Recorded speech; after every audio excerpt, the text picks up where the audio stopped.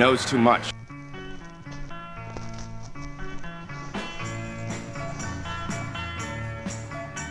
Stanley Kubrick has provided more fodder for the disinfo mills than any other single person in history, and I don't think it's an accident.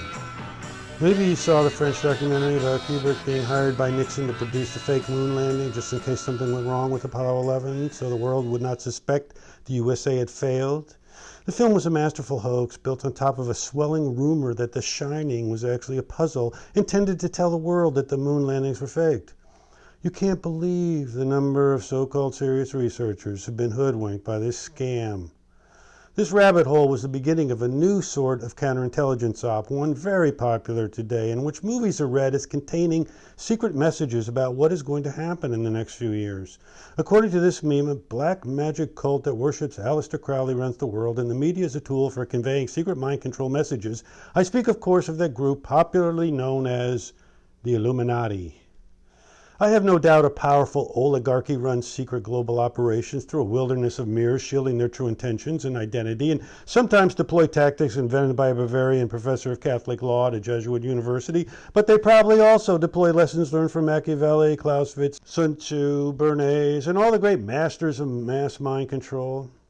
I also know a tremendous amount of hoaxing is going on around who the Illuminati are and what they're planning to do, and a bunch of this involves scapegoating Kubrick as part of their inner circle, a man who was supposedly murdered because he released Eyes Wide Shut and revealed a secret ceremony in an attempt to warn the world. Kubrick did die shortly after finishing that film, but after all, he was 70 and passed away comfortably in his sleep with zero signs of foul play.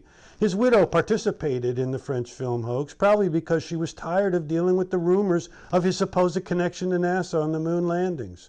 You can't believe the number of people who still swallow the story. Despite the many clues throughout the film, it's a joke.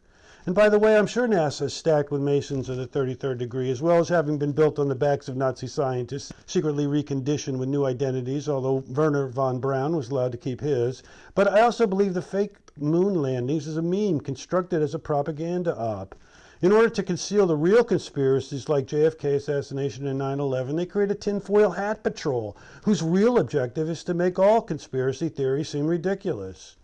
The name of this game is to get millions of Americans believing the most ridiculous shit possible, and they test the boundaries all the time, primarily with clickbait websites designed like supermarket tabloids. The edge keeps moving deeper into delusion all the time. The more they spread ridiculous conspiracy stories like QAnon, the more ridiculous they make all deep political researchers appear. And that's why disinfo reverberates across the internet, while real research has trouble finding an audience.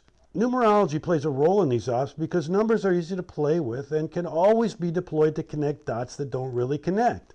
According to one dude, the shirt Danny wears is a reference to Bill Clinton, the 42nd president. I find that a bit of a stretch, considering Kubrick is a Jewish kid who grew up in the Bronx in the 1950s, a time and place when 42 stood for Jackie Robinson. But is it worth mentioning that in The Hitchhiker's Guide to the Galaxy, the number 42 is the secret meaning of everything? I could go on forever like this. Of course, the key number in The Shining is 237, after the room where Dad goes crazy. There's an entire documentary just on 237 conspiracy theories. Some will tell you 237 is actually a reference to 42, as in 2 times 3 times 7. Others will claim it's a reference to the moon being 237,000 miles from Earth. It's not. See how easy it is to play these games? Reality is you can mine a movie for details and numbers like this and produce any sort of complex dogmas you want, but none of it means anything real. Kubrick worked almost exclusively with books and scripts, and his core ideas stemmed from other artists. In the original book by Stephen King, The Dangerous Room was 217, so of course Kubrick had to put his own spin on it. Why he referenced 237 could have been purely personal reasons, or because he wanted the numbers to add up to 12, or because that was the number in a house he once lived at. It doesn't matter, and it plays zero role in understanding or appreciating the film either way. The Overlook Hotel, by the way, was modeled off two hotels, one in Colorado, the Stanley, and the other in New York State, the Mohawk Mountain House. King was certainly familiar with both. In fact, he stayed in room 217 at the Stanley, which is actually one of the two rooms supposed to be haunted at that hotel. The Stanley was the playground for the rich and famous, with a Rocky Mountain view, built by the founder of the Stanley Steamer. The Mohawk Mountain House, which is actually a huge Victorian castle, was built by a Quaker and used for world peace ceremonies before the United Nations appeared on the scene. It's the Mohawk Mountain House that has the crucial labyrinth that plays such a key role in the climax of the film. Another nearby hotel that may have played a role was the Overlook Mountain House, just above Woodstock, New York, which burned down in 1875, was rebuilt, and burned down again in 1921. So please don't fall for the disinfo, so we can better support legitimate conspiracy research. The most interesting tidbit I came up with while researching this: after United Artists bought the film rights, the Beatles wanted to play The Hobbits and asked Kubrick to direct, but he declined, saying the story was not suitable for film.